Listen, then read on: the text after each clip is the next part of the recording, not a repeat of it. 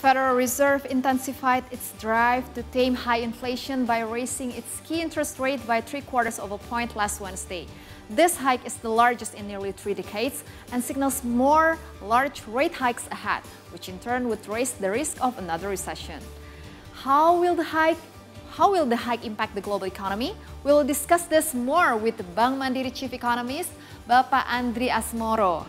Hello, Bapak Andry. It's good to be connected with you, Pak. Yeah, hello, Pak. Good to see you. Yeah, hope you're doing well. How will the Fed 0.75% rate hike affect the global economy, especially in Indonesia? Yeah, I think the 75 basis points rate hike will affect to the developing economies, through three things. Number one, it will affect to the global flows, especially to the foreign capital flows to the emerging markets. That they will put this as the risk on a risk of the situation. So the capital outflows will coming from the bonds market, especially rather than from the equity market. So the impact will be seen on the higher bond yield in emerging markets. Number two, it will affect together with the possibility of the higher energy prices due to the Russian and Ukraine war. It will also affect to the inflationary pressure to the emerging markets, especially for the emerging markets that has no luxury to produce the commodity or the energy. For Indonesia, for example, we still have the blessing, because we produce the most of the commodity and other emerging markets. But due to the recovery in the domestic market, so the inflationary pressure will be much higher compared to the previous years. So the inflation, of course, it will affect to the much higher cost of borrowing in emerging markets. And number three, I think it will also affect to the expectation of global recession especially for in many emerging markets who doesn't have any, like I said, who doesn't have any luxury to produce the commodity. They will affect to they will be affected because of the much higher commodity prices. So for Indonesia, the impact will be actually compared to other emerging markets will be minor in the sense that Indonesia is a commodity producer countries, and we also have the ability to get the windfall from the commodity, especially from the government. So the government also can subsidize or increase the subsidies to the vulnerable ones, especially when they're facing the much higher domestic prices. So that's, I think, what's 70 basis points rate hike coming for the global economy. Going forward, I think after the full implementation of the rate hike in the U.S., especially when they targeted for a 3.5% at the end of 2022, I think what most concern from the from the emerging market is that they will face another cycle of recession or hard landing episode here that will affect to their export performance. For Indonesia, for example, we really hope that the high commodity prices could still be the buffer for the domestic economy. When the economy going down, for example, when the global economy going down, in the normal situation, the commodity prices will be going down, and it will affect to the trade surplus in Indonesia, and also the performance in several regions here in Indonesia. I think that's all. Okay, Pak Andry, you have mentioned that this all-time high inflation rate in the U.S. is related to the war in Ukraine and Russia. But in Indonesia, raising interest rates may in general help control inflation to a certain degree. Nonetheless, some say there may be several factors that will not benefit from higher rates. Sectors will not benefit from higher rates. Do you agree with this? And if so, what would become of those sectors?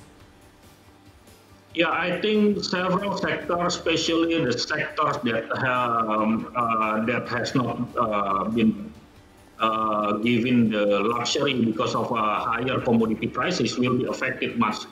We are talking about the manufacturing industries in emerging markets. Yeah, because in emerging markets, the manufacturing industries will be hit because of the rising energy prices and also rising cost input. Yes, for example, food and beverage sectors, and also the FMCG sectors that will be affected because of the rising food prices or the rising cost input prices, for example. So it will affect their margin going forward because the rising input costs cannot be passed through the higher output prices, for example, domestically, because of the slow demand or the low purchasing power. They will suffer because of the lower margins this year. So the indication actually has already been given by the purchasing of the producer price index data. That has already been rising quite fast in the last several months. While the consumer price index in several countries is still below compared to the producer price index or the wholesale price index. Means that actually for the manufacturing industry, they face really high cost input from the energy and also from the raw material input prices. But they cannot pass on all the input costs to the output prices.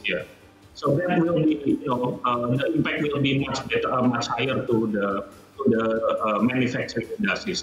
Well, for other industries, for example, the commodity-related industry or commodity sectors, they actually have no issues on this because they are really affected positively because of the rising commodity prices. I give you one example. For example, for the CPO sectors, when the Russian and of Ukraine war continues, for example, more than 6 months, we're already nearing to 6 months of Russian and Ukraine war. Of course, the CPO prices will go up to more than $1,400 per ton. That's our view, our in-house view. While they already, for example, compared to the prices to our break-even prices, of course, the gap is very wide. The break-even prices for the CPO producer only at around $400 to $500 per ton. So they earn really big gap, a positive gap, or positive earnings in the cash. For example, more than $1,000 per ton. So that's actually the impact on the sectors. Okay, Pak Andry, you have mentioned that this high inflation rate from the Fed will definitely affect Indonesia's inflation rate as well, and of course the commodity prices. But what about Bank Indonesia? Will it raise its interest rates as well? Yeah, I think Bank Indonesia's policy will depend on how big the domestic inflation is actually.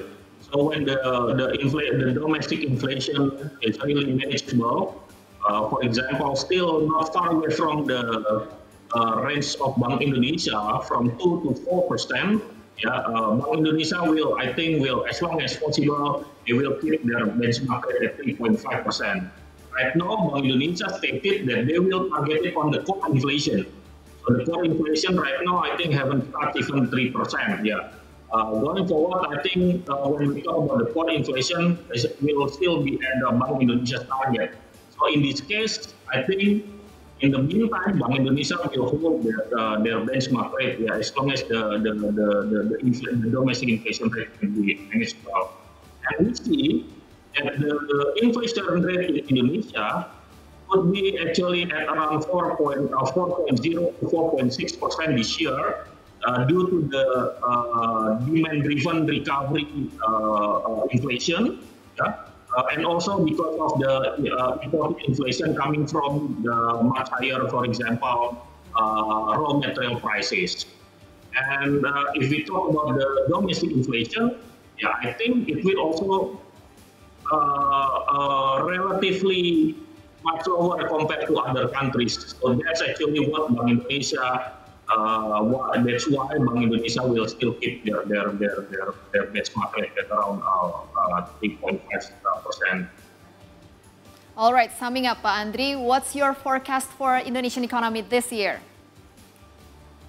Thank you, Mbak. So actually, we still keep and we still believe that Indonesia's economic growth will be at more than 5%. Our base case is at around 5.17%.